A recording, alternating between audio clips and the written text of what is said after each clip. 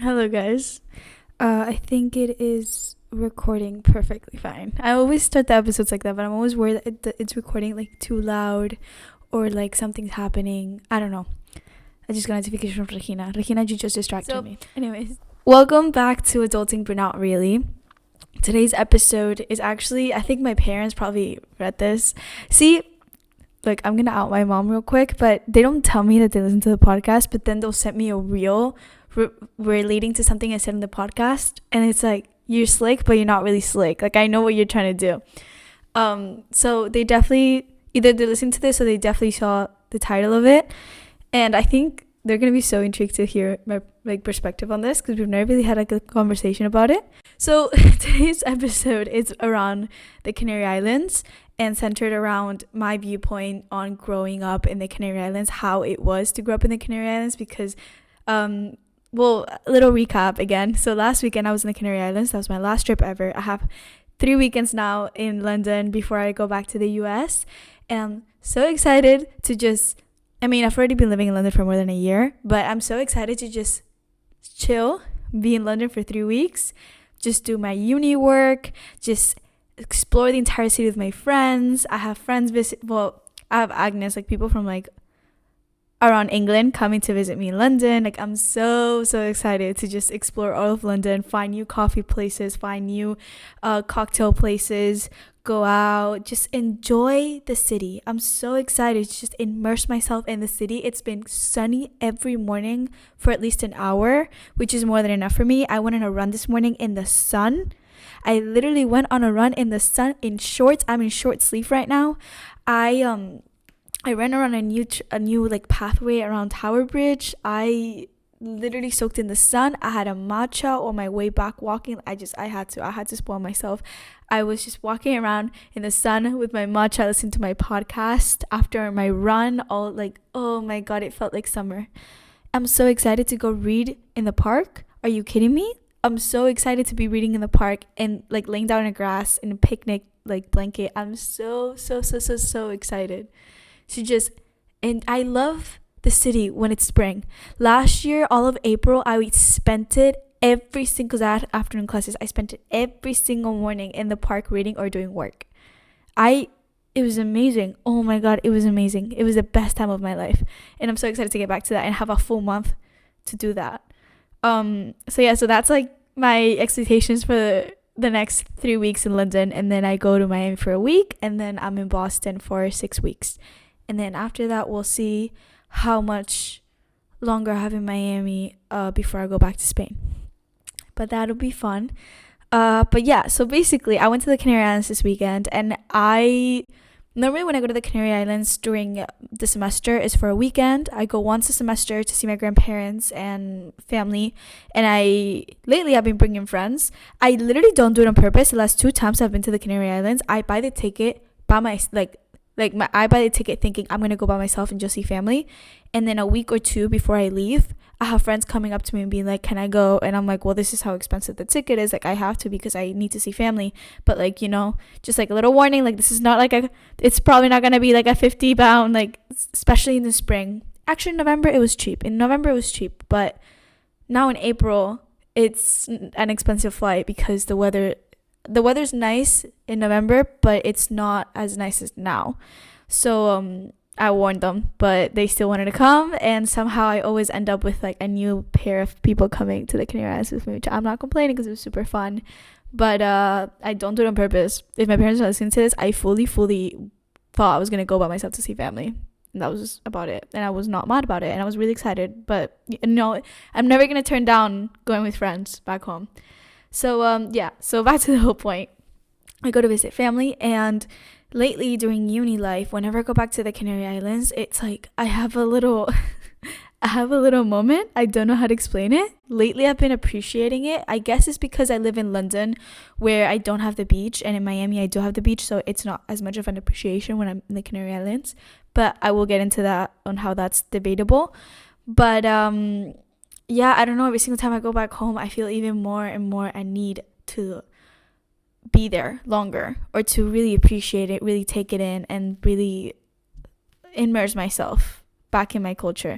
I don't know. And I always love it, and I always enjoy it. And I always tell myself I have to do a few months here, or I have to do a month here, or like I need to be here for more than a weekend or more than a week. Like I need to fully experience it again, and also really like spend time with family. I feel like living alone, once I moved out of my family home in Miami, and I don't spend that much time in Miami, and if I am back at home in Miami, like it's not for long. It's like a month max. That's the longest I've done in like more than 2 years. The most I've done in Miami is a month, and it feels like I moved out. It feels like I don't even have my own room anymore. It's my dad's office with a sofa bed. Like I fully moved out, fully don't live with my parents anymore, fully live by myself. I'm either in London, or I was in Madrid, or in the Canary Islands, or now in Boston. Like I fully feel like I've moved out of my family home, and I don't realize how much I crave family moments until I'm back home. Like I don't crave it. I know that I should, so that's why I go to the Canary Islands. I'm like, I should be with family, but it's not like a need. I don't have this need or feel to be back home with family, but when I do, once I do push myself to do it, I realize how much I love it and how much I appreciate it, and I crave it more. And also, there's such a wonderful experience of bringing people back to where you're from and seeing them appreciate it so much. The past 3 times. The first time was with my ex. The second time with Agnes and Natalia. The third time now was with my friend Regina and Larissa.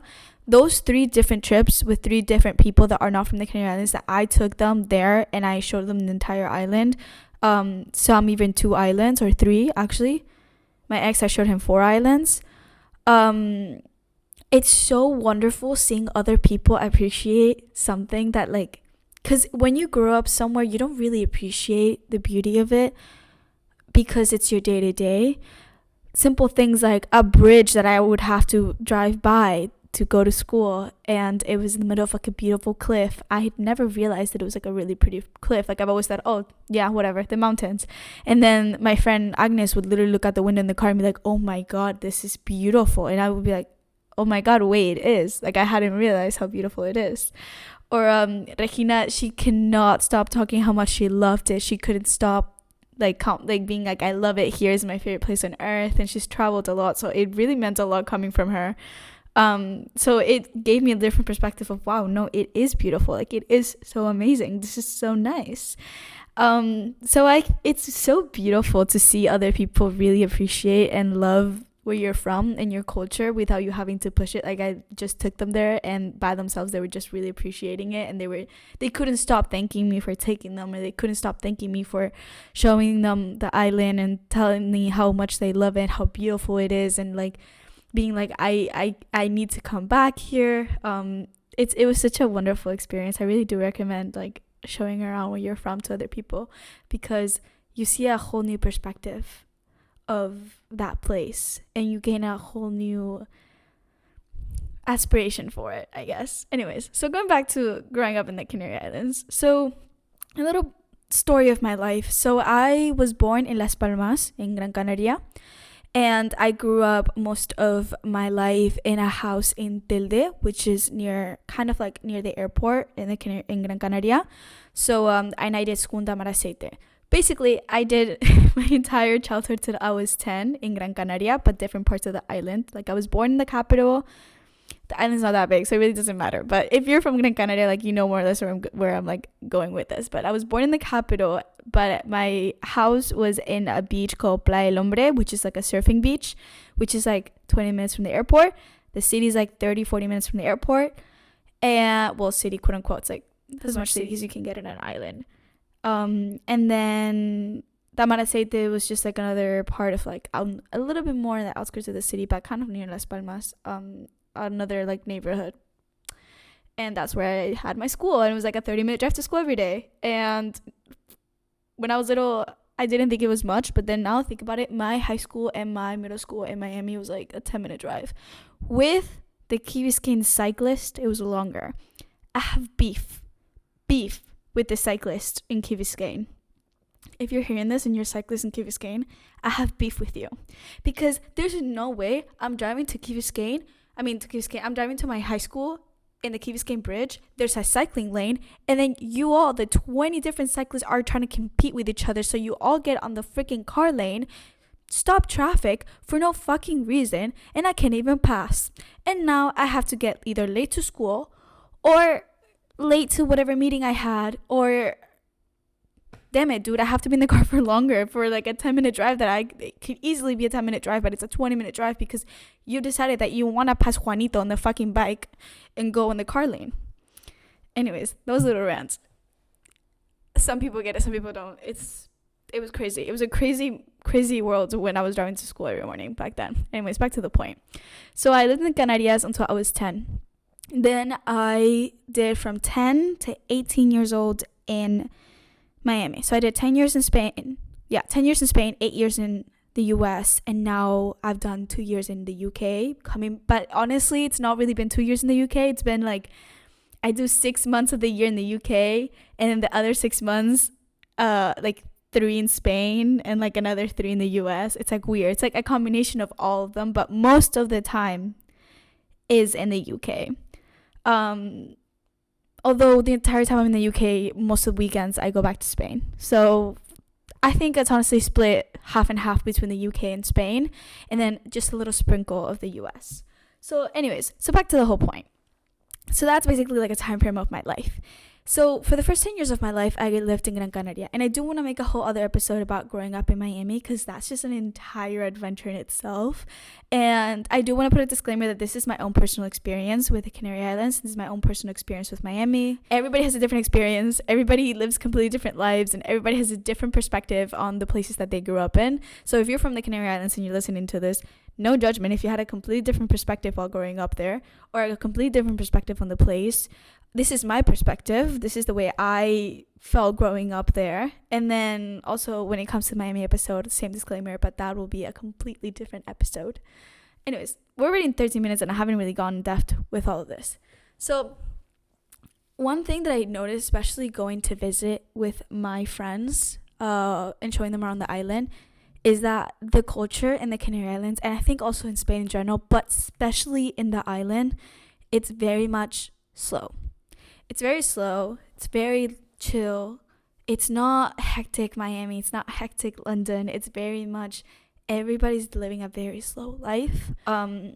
It's very, very, very involved with the nature. There's something that I've noticed a lot between going back and forth between the Canary Islands and going back and forth between Miami and all of that, is that Canarias, growing up there, you gain such an appreciation for nature. I grew up going to the beach almost every weekend. I grew up camping a lot with my parents and their friends in the mountains of the island. You don't do that in Miami. I don't know a lot of people who go camping, and if they go camping in the Everglades. And respectfully, that's shit. Respectfully, I love the Everglades. Look, if there's someone that will appreciate the national parks, it's me. I did not go back to Spain for 4 years, and I just did national parks from the US for 4 years. If there's someone that will defend the US national parks, it's me. But even me, I can't defend camping in the Everglades. It's absolutely fucking shit. If you've camped in like an actual camping place where it's not humid, where you don't have an alligator trying to eat you in the middle of the fucking night, there's no mosquitoes, there's no pythons, there's no like I'm sorry, there's no mountains. It's all flat. The Everglades is all flat, and it's a swamp. And no, it's just not the place to go camping. I'm so sorry. It's not the place to go camping. It's, you spend most of your time worrying about other things and literally surviving the mosquitoes than actually enjoying the whole camping experience. You can't be outside. It's humid. The mosquitoes are like biting you. You have to be in your tent half the time, or in your car half the time, because hello, it's going to be a raining thunderstorm because it's Florida. No, I'm sorry, no. So back to the whole point. So in Miami, there's really no camping. I do feel like I also had like a very naturey experience in Miami, but that's because I went to the beach a lot. I'm a very much like, I need to go to the beach person. So I went to the beach a lot. I went rollerblading through like the park, like palm trees. Yeah, I went rollerblading through the palm trees. I went biking a lot. I did a lot of like roller skating and like skating. So I was a very active, very naturey person growing up in Miami, but it's not the same experience as the naturey in the Canary Islands, because even in the beach in Miami, there's not a lot of wildlife. There's a lot, the ocean's obviously, it's Atlantic Ocean, there's a lot of wildlife there. My dad was really big with like snorkeling growing up, so actually every single year we would go to Fuerteventura, which is the island right next to Gran Canaria, and it's just beach, and we would go with a bunch of friends. We went to a hotel room, some of our friends would get a house, and we would go snorkeling at the beach all day. We would go from beach to beach. So literally my summers and my entire year would be based upon going to the beach, going snorkeling, going camping, going on hikes. It's just very much nature based. Also, the air quality is so good because there's not a lot of contamination, because there's a lot of nature. I don't know how to explain it. It's not like a city where it's a lot of cars. Even though Miami, fun fact, the air quality is pretty good. There's a lot of trees. There's a lot of city environmental friendly, like, wait, what's the word? There's a word for it.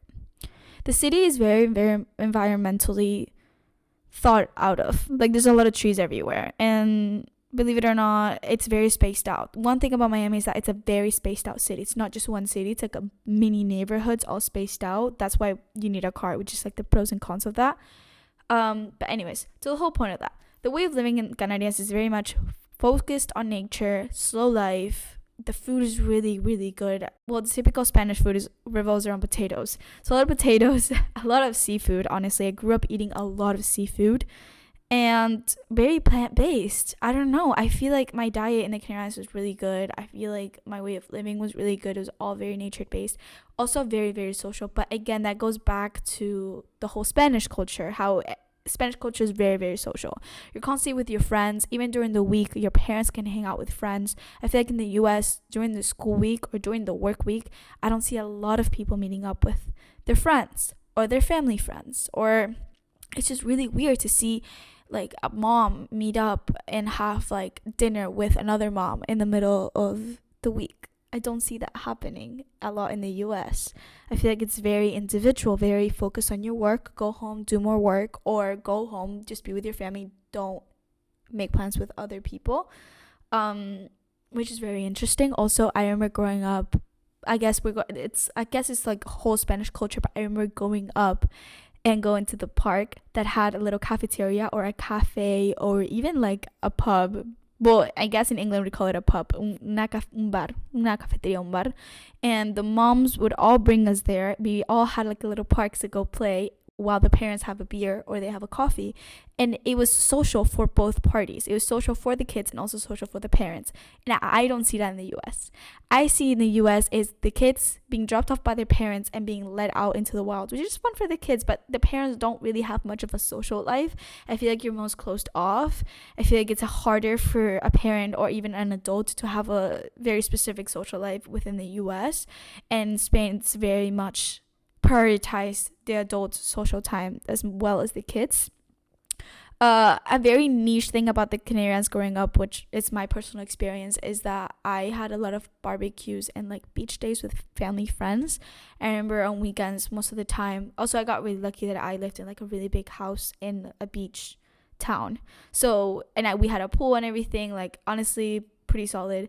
And we would have barbecues in our house. I had 2 dogs, so I'd be with my 2 dogs. I'll be in a bikini all day. I remember like I learned every single way that you can wear a scarf as a dress or as a skirt or as a top, and I would just wear that all day. And the kids would be playing in the pool, or we'll be playing in the grass in my backyard, or we'll be playing with a dog, or we'll have like a little water slide that we'll make in the grass, and the parents will be having their food and the barbecue, and the barbecue would go on for long. Because if there's one thing, if you ever get invited for lunch by a Spaniard family, that's not lunch. That's lunch, afternoon tea, and dinner. It's all 3 combined. Sometimes it goes over to like 1 a.m. That lunch is not like, oh, let's meet up for lunch, I can make plans with my friends later. No. That lunch is, don't make plans with your friends after that, because you don't really know how long you're gonna be there, and most probably you're gonna be there for like 5 hours, because you take your sweet time eating. And there's multiple courses, and each course takes so long because everybody's socializing, and you're just, then after you eat, you just lay there, or you like switch locations to even have more coffee and just keep on talking for longer. So little Fun fact. But yeah, so that's about it. And then when it comes to my connection to the Canary Islands, I it's so interesting because I was scrolling through my Snapchat memories the other day, and I was really looking up about like, because there's something so wonderful about Snapchat memories. I have so many thoughts saved because I was a typical kid who would like take pictures of everything. I still am. There's the thing about me, I take pictures of everything. So I took pictures of everything and I saved them in my Snapchat memories and camera roll, and I would write like little like thoughts about whatever I took a picture of. I was honestly, it's like the best thing I did for myself because I literally have my entire brain developing and like my thoughts developing over the years saved on my Snapchat memories. And I remember during COVID 2020, I have a little Snapchat memory saved of me literally being like, I'm so mad. I really wanted to be in Canarias this summer. I can't go because of COVID. And one thing that I've noticed is that I always had this like really big appreciation for the Canary Islands growing up. Even when I was in Miami, I loved going back to the Canary Islands. And I don't know why, because my brother never had a care for it. My brother never really had a care to go back to the Canarias until actually I even to this day, I think if I ask my brother, do you want to go to the Canarias for a month, I feel like he'll like it, and then after 2 weeks he'll be like, I want to be back home in Miami with my friends. But I guess it also stems into the fact that he left early, so he doesn't really have an emotional connection to it, two, a lot of social life, so it's just our grandparents and our little cousins, and he probably doesn't feel like he has enough social activity to keep him entertained for that much longer. I feel like 2 weeks with family 24/7 might be more than enough for him. But that's like a theory. We don't really know what's going on inside a person's brain. But I always had this really big appreciation for the Canary Islands, and it's really funny. So growing up in the US, and this is like another concept that I want to go upon, which I think it's insane. And I would have never noticed this unless I had grown up in the US, is that when I was little, my first ever school year in the US, it was 5th grade. So during 5th grade, I had a Spanish teacher, which is actually so ironic that this happened in Spanish class, but I had a Spanish teacher, and I don't remember where she was from. She was from somewhere in Latin America, because we had a lot of, not problems, but I constantly got marked words wrong because I would use the Spanish word for it, not the Latin America Spanish word for it, in like essays or like assignments, because they were teaching, like in Miami there's a lot of Latinos and Latin Americans, so they use obviously in schools like the Latin American slang to teach the kids, and I didn't know that one, so I would constantly be confused. Anyways, little context, fun fact. Anyways, back to the point. So basically they were asking everybody like where they're from, and when I said the Canary Islands, the teacher looked at me and goes like, oh my god, I didn't know people actually could live there. Like, I didn't know what. First, she asked me where it was in the map. Second, she fully thought that it was like a remote island where like nobody could live, and like nobody could live there. And now I think about it, it's such an American moment from her, but I never thought of it that way. But yeah, no, she couldn't believe that I had grown up there. She fully thought that it was unlivable and that people couldn't live there. And I now think about it, it's such an interesting concept. But yeah, no, that was shocking, and that actually shocked me for so long. And also growing up in 5th grade, I had this kid, which now I think about it, he probably either had a crush on me, or he was just bored with his life, or he was insecure about God knows what. But there was a map in the back of the class, and the Canary Islands were there. And for some reason, the only city that was pointed out for my island was Mas Palomas, which translates to more birds. It's like a type of bird that like shits on you. Anyways, so for the entire 5th grade, all I got made fun of was, oh my god, in Canarias, the only thing that you get is like birds shitting on you. At the time, it was annoying me. Now I laugh about it. I've been laughing about it for a couple of years now, but it's hilarious to me. Anyways, so my perspective on the Canary Islands is like, no, they don't shit on you, no sé qué, no sé cuánto. Like, I would constantly, like, I was really insecure about where I was from, which, like, I shouldn't be, but I constantly had to tell people where I was from. And also, there was this running joke. At first, it hurt me, and then I decided to laugh with it, because there was no stopping them from keeping them from saying that. But also, like, technically it is true. They would call me African, which is nothing wrong with being from Africa, but as a person who was really insecure growing up that she didn't have the Spanish slang or the Spanish culture compared to the other kids in Miami who were from Spain, because I was losing vocabulary in Spanish. Now I've gained it all. I've gained most of it back, which is like another topic of conversation how I did that. But I've gained most of my slang back. But for many, many years, I lost my slang. I lost most of my vocabulary. I was basically a yo no sabo kid. Like, if you don't know, a yo no sabo kid is basically a kid who is from a Hispanic country, but they've been living in the US or an English speaking country for too long that most of their words when they're trying to speak in Spanish are English, and they've lost their vocabulary in Spanish. But they claim to be from like Hispanic place, but are they really? Because they're more American than they're from like their Hispanic origin. Anyways, I was basically a yo no sabo kid because I lost most of my vocabulary in Spanish. And they would call me a fake African. They were like, oh, you're a fake African, because the Canary Islands, if you don't know where they are, they're basically right under Morocco. So they're really deep next to Africa. They're right next to the Sahara Desert, but they are from Spain. And we've been part of Spain since like 14 something. I forgot the date. But ever since, like, before the New World was even discovered, actually, that's where they stopped. That's where Colon stopped before going to the New World. Anyways, back to the whole point. So basically, we've been part of Spain for a really long time, and we are very Spanish. Like, it's a Spanish territory. It's part of Spain. It's like the Balearic Islands. Like, they are part of Spain, you know? Back to the whole point. So basically, I got called like, oh, you're African, you're not Spanish, you're from Africa, fake African, you're not really Spanish, fake Spanish. It's like, okay. So it was a very constant insecurity of mine that I wasn't from the Canary Islands, because most people didn't know where the Canary Islands was. They saw the Canary Islands on the map once I showed them, and then they were like, oh shit, you're not from Spain, you're from Africa. They don't know any of the culture from the Canary Islands, so they automatically question me if I got asked so many times if I know African. I was like, one, Africa is a continent. Would you ask a European if they know European? Like the language? Like, now that I think about it, it's so stupid. Africa is a continent. It's not a country. And there's not one language. There's so many, there's some countries in Africa that speak Spanish. Like, it's hilarious to me. They speak French too there. Like, what? It's insane. Anyways, back to the whole point. So I got asked really dumb questions throughout my entire life. I constantly had to tell people where the Canary Islands were. Whenever I told people I'm from Spain, they would ask Madrid or Barcelona, and I was like, no, the Canary Islands. And then from there, I can tell if somebody was lying. I was like, okay. I can tell if somebody was lying, and I can tell if somebody was like, where the fuck is that? And then only 1% of the people would actually be like, oh my god, wait, no, like I kind of know where that is, or oh, I've heard about them before. And then everything completely changed. I remember first day of orientation week in uni, I was in London, and we had to tell, like, a little icebreaker was, where did you travel to this summer? Half the class said Tenerife or Gran Canaria, and I looked at them and I was like, there's no way you've been to the Canary Islands. Like, there's no way you know where those are. There's no way you willingly chose to go to the Canary Islands. Not because it's not a bad place to vacation. It's one of the best places to vacation. But also, like, there's no way that you know where they are and your family looked at the map, knew where they were, and bought a ticket to go there.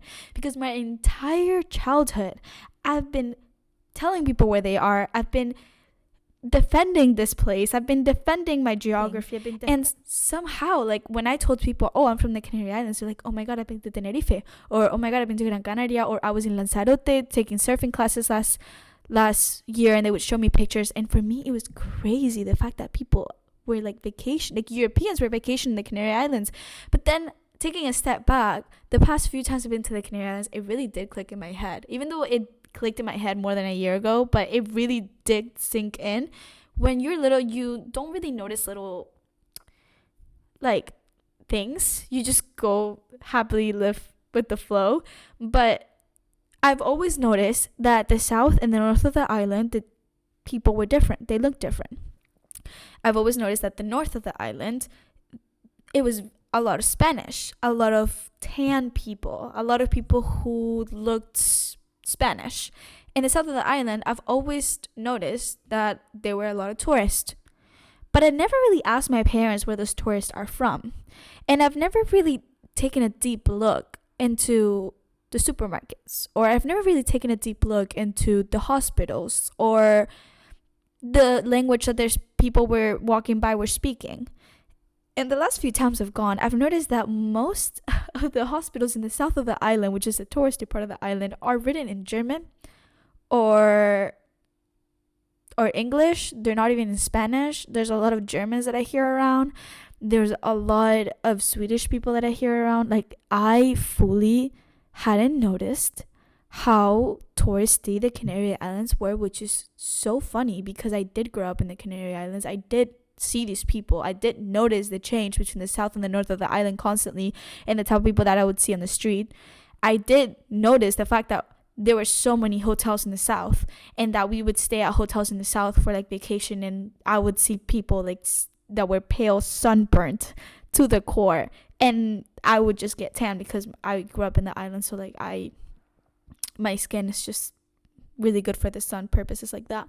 But it's so funny how I didn't notice little things like that and little tweaks like that, and it's insane that it took me so long for me to finally realize. And it sounds so some people might not be able to understand it, but it was so crazy for me to realize that like, people do vacation there. And we had spring break like 3 weeks ago, and I didn't go back to the Canary Islands because I had friends visiting, and I went to Paris and Oxford and stuff, and I saw people in their stories that they went to the Canary Islands to vacation for spring break.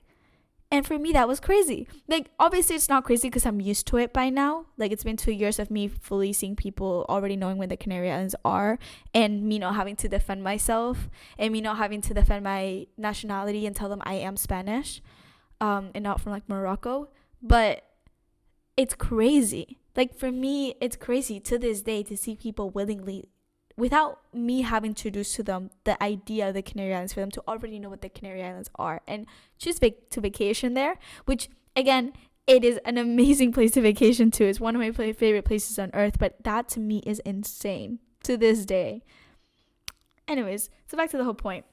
And another thing that I've noticed is that, and I think I talked about it in another episode, and it's that I've noticed that I've gained a much deeper connection to the islands the past 2 years, because there's a lot of Spanish people that are in my uni. So I got my slang back, I got my accent back, I fully feel like I've gotten my culture back. And I do go to Spain a lot when I'm in the UK, so I do feel like I've gained like a lot of the culture back. But something so wonderful about when you bring people to your hometown is that I see my grandparents and my parents and my uncle really get into like showing them around. So I get to hear stories about the island that I didn't know, because again, I did move out when I was 10 years old. Like I do know some of the history of the Canary Islands, because I would do Dia de Canarias, where I would dress up with like the traditional clothing, and I had all the typical food growing up, and I do know all the typical candy, and I do know all the typical like I do know the food. I do know the typical food from there. But little stories about the history that I didn't know, I hear them, or little stories about like the mountains, or little stories about the little towns in the mountains. Like I don't know a lot from it. I do know the basics because I do remember the basics from growing up there, but I don't know how to explain it. Like going back last weekend, I had my entire family explain to my friends like everything about the Canary Islands, and there were even things that I didn't even know myself, and I had to listen and like really take it all in. And for me, that is actually crazy. And I don't know, and I had a moment, and I thought about it when I was in the beach with my friends, and I was like, I have to be here for a month or two with family, either with family or living by myself. Like I just fully have to immerse myself here, because it is where I was born. It is a place that I do want to come back to when I'm older. Probably I do want to have a summer house there, and probably retire there if climate change hasn't taken it over. But I don't know. It's one of those like moments where I was like, I do have to gain a personal connection to it at some point. Again, I do have a personal connection, like emotional connection and everything, and I do know the island inside and out. And I saw so much of it this summer with my ex, because he wanted to see everything, and we had a car, so we would drive. We were there for like a month. We would drive every single day to a different place. I went to all the museums. I went to all the culture reservation places. Like I went to everything with him, and I do thank him for that, because if it wasn't for him being there, I would have never gone as in depth with my culture, which was amazing. But then I also realized during this summer when he was in the Canary Islands that I need to fully immerse myself in the culture there for longer and by myself, just to really be like, when I say I'm from the Canarias, I can be like, yes, I'm from the Canarias. Like, I can tell you everything about it. I can tell you the basics. I can tell you so much. I can tell you where everything is. I can tell you everything about my island. I can tell you very niche places and very niche beaches, and a lot about the food and a lot about the culture and a lot about the typical music. But I feel like I want to fully immerse myself even more. I feel like there's always so much more to learn about it. Anyways, so I'm already at 40 minutes, and I think this is pretty long, and I could do a part 2 about this because I can go on for longer. There's more in my notes that I haven't really touched upon, and also I do want to do a full other episode about growing up in the US and how my view on the US is and my perspective on that, because I can talk about this for hours. I can talk about the theory and my idea of home and what home really feels like, and how my mentality has changed and shifted to be able to adapt to the fact that I don't really have a home. Like, this summer I'm gonna be living in like 3 different houses now. Think about it. Like, that's crazy. Anyways, so hold back to the point. That's about it. I'm gonna be finishing this episode off here. I hope it kind of made sense. It was all over the place, but at the same time, I think it really did. Like, I did wrap it really nicely at the end. We'll see. We'll see how, when I'm editing this, I'll see how it goes. If not, I might re-record this. But yeah, so hopefully it made sense. So have an amazing week, day, month, whatever day it is of the week. And yeah, I'll see you guys next week. Peace out.